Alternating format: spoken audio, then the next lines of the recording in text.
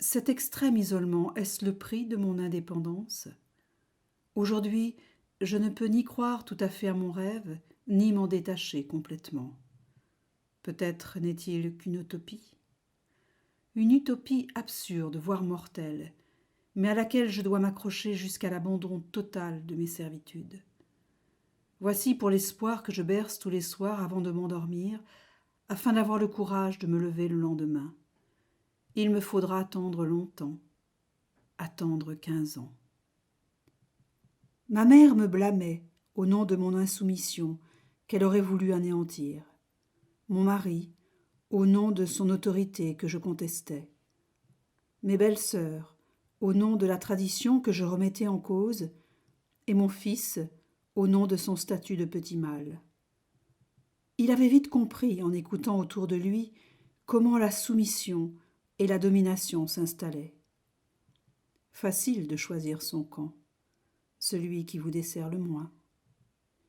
Difficile de voir qu'un enfant que vous avez chéri comme nul autre vous échappe, vous tombe des bras pour aller jouer à la guerre avec les autres garçons et humilier les filles. Lui, si doux, si sensible, je l'ai vu dès 5 ans ramener de l'école des mots que je lui avais cachés, des gestes dont je l'avais préservé, ceux de la cruauté et de la violence.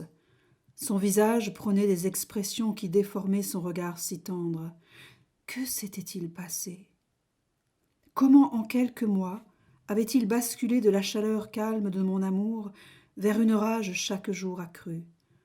Mon fils, à qui je racontais tous les soirs des histoires douces et légères pour l'amener lentement vers l'autre côté de l'enfance.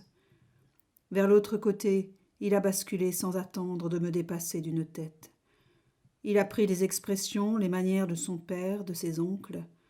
Les exemples ne manquaient pas à la maison comme au village. Il commença à me parler comme on parle à un domestique. Il ne craignait aucune représaille. Il se savait soutenu. Son autorité précoce faisait même rire son père. Lui, au moins, il s'en sortira. Et moi? Je m'effondrais derrière mes casseroles dès qu'il quittait le logis. Pas question de leur laisser entrevoir la moindre parcelle de chagrin. Des voix me parvenaient tous les jours tombées du ciel.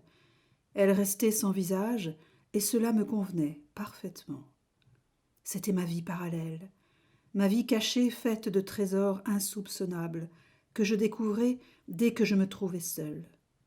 Je posais la radio sur la table et lui donnais la place que l'on donne à des invités d'honneur, et ils étaient nombreux.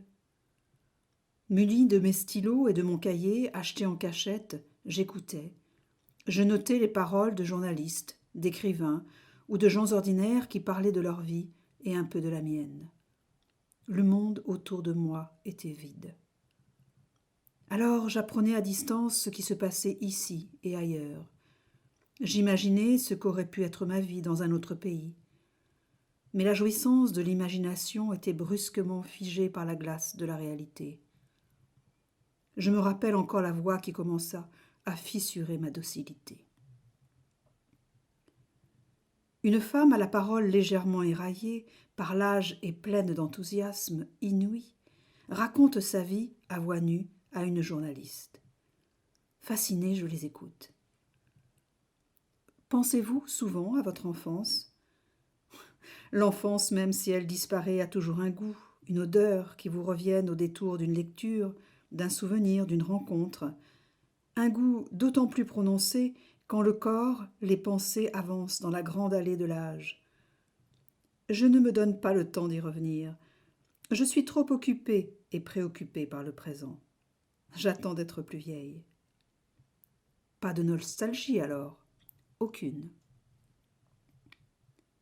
Parlez-nous de votre premier voyage, si vous le voulez bien. À 38 ans, vous décidez de quitter votre village. Au départ, ce n'était pas un voyage, mais une fuite. J'avais l'impression de ne pas vivre ma vie. Je l'observais de loin. Cette femme de 80 ans ne s'adresse qu'à moi. Je respire ses paroles de liberté, d'indépendance, et les avale comme des gorgées brûlantes et apaisantes. La tête me tourne, mon corps tremble. Je ne comprends pas ce qui se passe. sans doute trop d'émotions, de joie et d'espoir à la fois, à moins que ce ne soit l'esprit du mal qui se réjouisse de ces pensées maudites et dangereuses. Je me libère de ma peur et reviens vers la voix.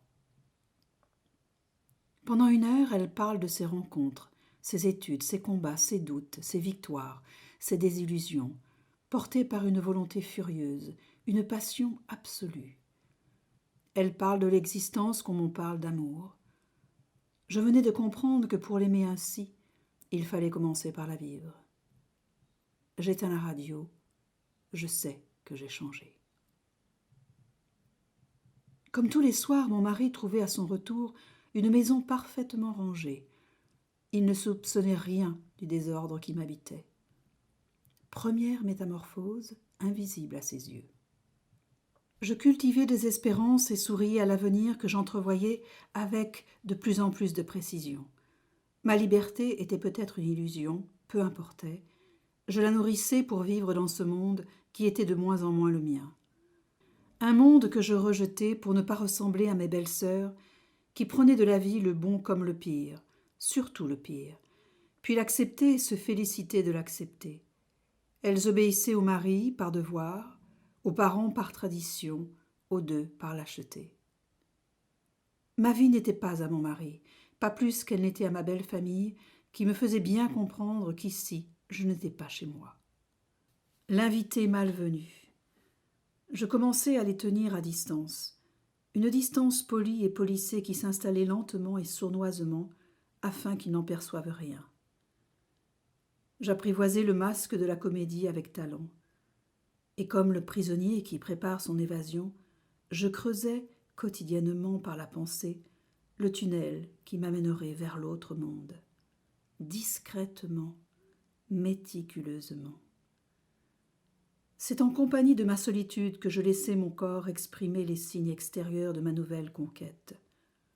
J'enlevai mon voile, dansai frénétiquement au son de musique interdite, passai les mains dans mes cheveux, sur mes seins. Mon corps me surprenait par ses désirs, ses provocations. Il me faisait rougir, il me faisait jouir. Il m'apprit la volupté de l'abandon solitaire. Mon fils venait d'avoir 15 ans. Du statut de mère, il ne me restait plus grand-chose. Celui de servante avait pris toute la place. Il ordonnait comme son père, il me toisait et parfois même m'insultait. Seulement chez nous. En dehors, c'était le fils parfait, respectueux et aimant. Je croisais rarement mes voisines, qui, surprises par la caresse d'un vent fou, laissaient leur voile reposer quelques secondes sur leurs épaules pour sentir la fraîcheur de la brise dans leur nuque prisonnière. La réprobation d'un regard, le pli méprisant d'une bouche, les ramenait vite dans le droit chemin. Cette sensation éphémère dans le cou, je rêvais, moi aussi, de la garder des jours entiers.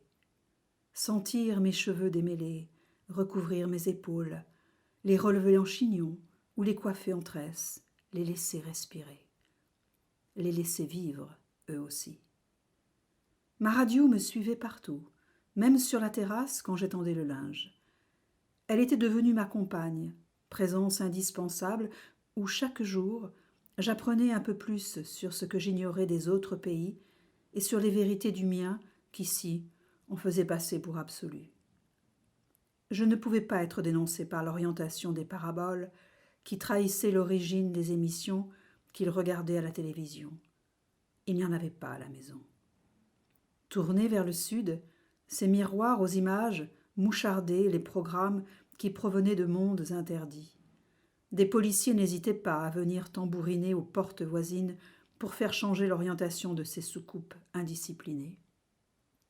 Depuis que j'avais écouté la voix qui avait changé ma vie, je prélevais quotidiennement sur les courses l'argent qui me permettrait d'acheter les piles pour ma radio et celui qui m'accorderait un jour le pouvoir de quitter les habitants de ce village, leurs angoisses et leurs hypocrisies.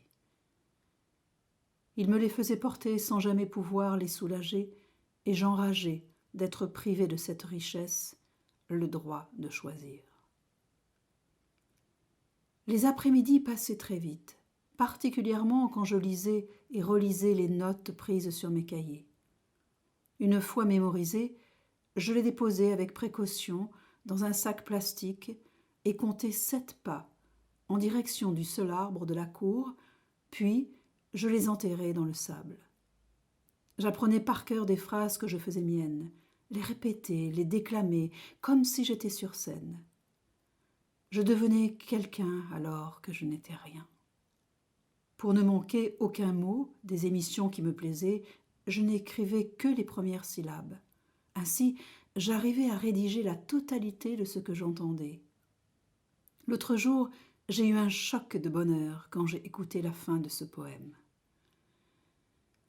Je laisserai le vent baigner ma tête nue, je ne parlerai pas, je ne penserai rien. Mais l'amour infini me montera dans l'âme, et j'irai loin, bien loin, comme un bohémien, par la nature, heureux, comme avec une femme. Je l'ai appris par cœur et le savoure tous les matins. Il est devenu ma prière. J'aimerais tant rencontrer cet homme qui écrit de si beaux vers. Ce poète est mon jumeau, et si je le croisais, je le reconnaîtrais. Je sais seulement qu'il est français. Hier soir, comme à son habitude, mon mari est revenu du café où il passe ses après-midi entières à fumer et à boire du thé avec ses amis. De quoi parle-t-il ? Je ne le saurai jamais. Il s'est assis face à la fenêtre et a commencé à manger le plat que je lui avais préparé. À peine la première bouchée avalée qu'il l'a recraché. Je me suis rapprochée de lui, inquiète. « Tu t'es brûlée ? Tu n'es qu'une bonne à rien. C'est trop salé. » Il m'a pris violemment par le bras et m'a plongé la tête dans son assiette. « Mange comme une chienne, tu ne vaux pas mieux. » En me débattant, j'ai riposté. Les mots sont sortis tout seuls. Mes mains se sont posées sur ma bouche pour me faire taire ma haine. Tout se bousculait à l'intérieur de moi. Une joie foudroyante mélangée à une frayeur terrifiante. La pluie de coups qui s'est abattue sur mon visage, mes épaules et mes jambes m'a ramené à la réalité et a ranimé plus que jamais mon désir d'évasion. J'ai décidé de me museler jusqu'à mon départ afin de ne pas user ma résistance. Depuis plusieurs mois, je m'échappe de mon domicile sans qu'il le sache. Mon voile préserve mon anonymat. Je vais travailler dans un atelier de couture 3 matins par semaine, loin de mon quartier, là où personne ne me connaît. Assises sur des tabourets devant nos machines à coudre, nous sommes 50 recluses dans un espace minuscule à réaliser toujours les mêmes pièces que nous nous passons de main en main. Nous fabriquons des t-shirts sur lesquels nous cousons les étiquettes de marques étrangères. Le bruit des machines et des ventilateurs ne nous permet pas d'échanger le moindre mot. C'est mieux ainsi. Elles ne doivent pas savoir qui je suis. Quand le chef me pose des questions, je réponds dans le vague. Et lorsqu'il presse le bas de son ventre durci contre mon dos, je serre les dents. Dès que je quitte l'atelier, je me faufile dans les ruelles en ignorant les insultes que les hommes me lancent. Dès que je rentre, je dépose dans un bocal les billets gagnés que j'enterre près de mes cahiers.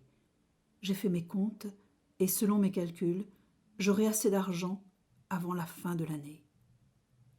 Des cris, des hurlements envahissent la rue, ceux qui annoncent un grand malheur. Je regarde par la fenêtre et aperçois un groupe de femmes et d'hommes qui portent en pleurant un corps désarticulé. Ils se dirigent vers notre portail.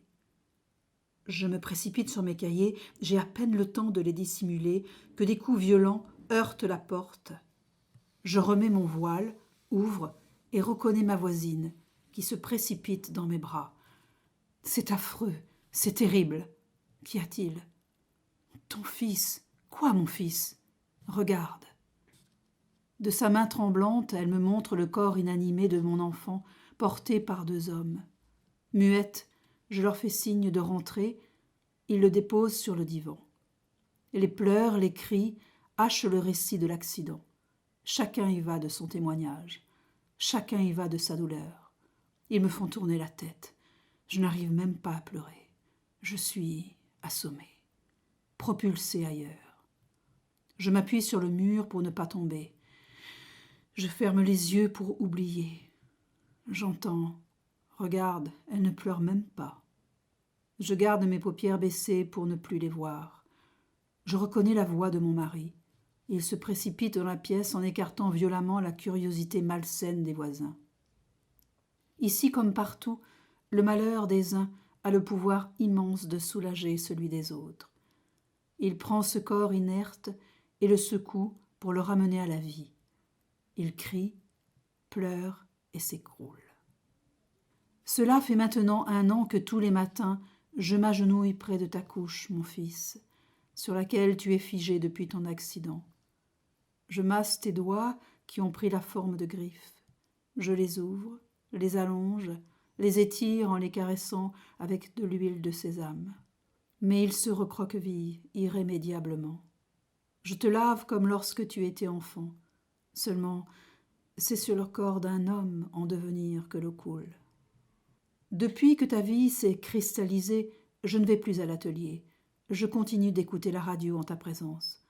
Parfois, je me demande si tu m'entends, si tu comprends ces mots qui viennent de l'au-delà. De ton vivant, tu m'aurais interdit de prêter l'oreille à ces voix.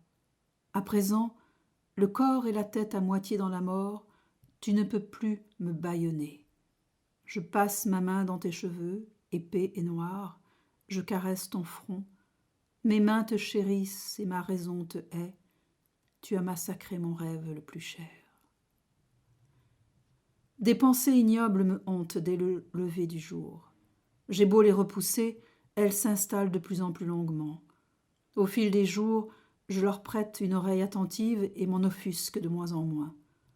Elles me ramènent à mes espoirs d'avant l'imprévisible, et les heures où elles s'emparent de moi, je me sens plus légère, presque heureuse. Enfin, aujourd'hui, j'ose te murmurer l'indicible. Il faut que tu saches, fils, que depuis plusieurs années, je deviens chaque jour un peu plus libre. Oui, je sais, c'est un mot du diable pour toi. Pour moi, c'est celui de tous les possibles. Tu ne peux pas t'imaginer le poids des entraves, toi, tu n'en as pas eu. Je n'ai ni de goût pour le chagrin, ni de talent pour la douleur. C'est une chose que je sais. Et toi, si tu savais la vie que je pourrais avoir si je partais d'ici, seulement voilà, tu as besoin de moi, et une mère n'abandonne pas un fils malade d'un sommeil sans fin. Te voilà cloué comme si la vie t'avait quitté, me paralysant par la même occasion. Il faut que tu saches, fils, que... Je m'arrête là. Je n'ai pas économisé assez de courage pour lui avouer la suite. Après avoir écouté les voix inconnues et pris des notes sur mon cahier, j'en suis à mon 12e, je lui raconte ce que j'ai appris, je lui explique ce que j'ai compris. Il devient mon élève sourd et muet, à la patience silencieuse. Je lui parle comme s'il m'entendait, comme s'il pouvait enfin saisir la joie de connaître d'autres destins. Devant lui, je danse sans voile. Je chante avec fierté des airs de pays inconnus. Cet après-midi, j'ai même osé laisser exploser mon bonheur clandestin dans un grand éclat de rire. Je m'assois près de lui et lui masse les pieds. Fils, il faut que tu saches. Je suis né dans une famille au père exceptionnel. Il n'avait pas de fils et voulait que ses 3 filles fassent des études avant de se marier. Tu imagines ? Il a dû se battre contre les sarcasmes de sa famille et les colères de ma mère. Il a tenu bon, tu sais. Il prenait même le temps de nous faire jouer de la musique avant d'aller à l'école. En cours, j'étais fascinée par le savoir de mes professeurs. Très vite, on me fit sauter 2 classes. À 18 ans, à l'âge où j'aurais dû me marier, je commençais ma licence. C'est cette année-là que j'ai rencontré mon premier et dernier amour. Il faisait des études de journalisme. Nous nous rencontrions en cachette à la bibliothèque de l'université. Nous avons volé à l'interdit 103 jours. Mes sœurs et moi, nous ne pouvions jamais flâner, et les horaires indiscutables imposés par ma mère étaient les garants de notre virginité. Avant de franchir le seuil de la maison, nous nous faisions régulièrement insulter par les garçons du quartier. Ils protestaient contre notre indépendance naissante que nos études leur laissaient entrevoir. C'est l'année de ma maîtrise que mon père est mort. Le seul homme en qui j'avais confiance et qui croyait en moi. Celui qui m'avait ouvert les vallées immenses de la connaissance. Je me souviens mot pour mot des conseils qu'il me donnait si souvent. Tu sais, ma fille, l'amour des études, c'est une ressource sûre, comme le malheur, et une source de plaisir intarissable. C'est de toutes les passions celle qui met le moins notre bonheur dans les mains des autres. Je t'explique, fils. Moins notre bonheur dépend des autres, plus il est ainsi aisé d'être heureux. Tu comprends ? Je voulais être interprète. Cependant, même diplômée, pour exercer mon métier, je devais devenir épouse et mère. Je demandai à ma sœur de parler à notre mère de mon amoureux et de mes fiançailles. Elle refusa. Ton père fut son choix. Une fois la fête de nos noces achevée, son visage s'arma d'une expression que je ne lui connaissais pas. Son regard me transforma en objet, en un corps au visage invisible, une tête vide, une bonne à tout faire. À peine m'avait-il acquise qu'il venait de me perdre pour toujours, et moi de m'égarer pour longtemps. Quel contraste entre la vie exaltante de la capitale et celle retirée de ce village nauséabond, où les villageois déposent chaque matin leurs excréments derrière les taillis. Je pleurais des jours entiers. Puis tu es né, fils. Quel bonheur de m'occuper de toi, de t'aimer. Tu me rendais tout ce que je te donnais.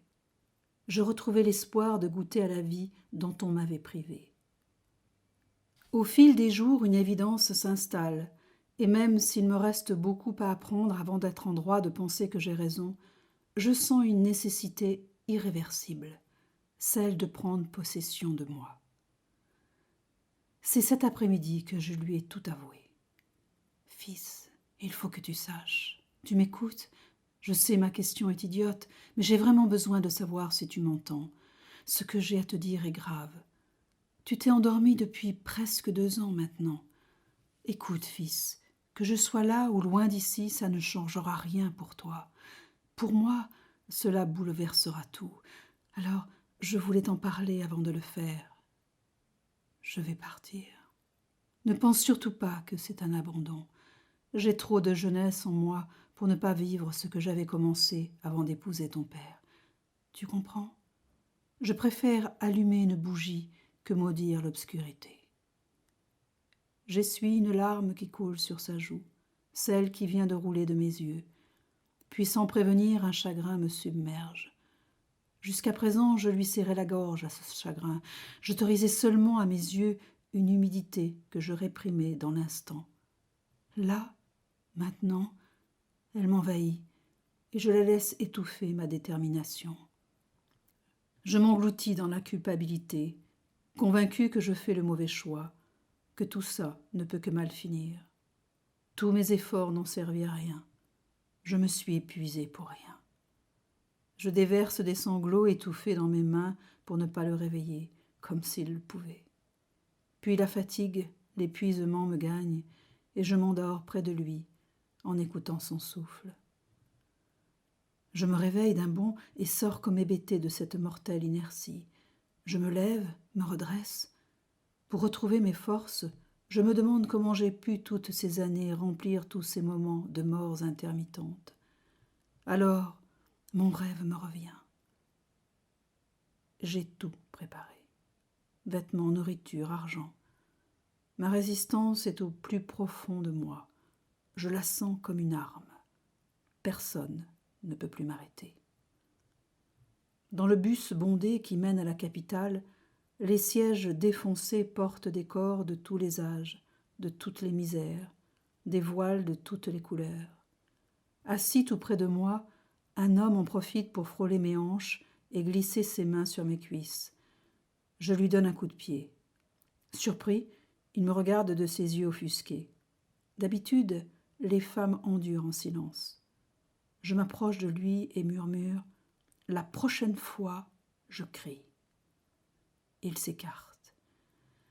Et je peux enfin fermer les yeux et jouir de ces premiers instants.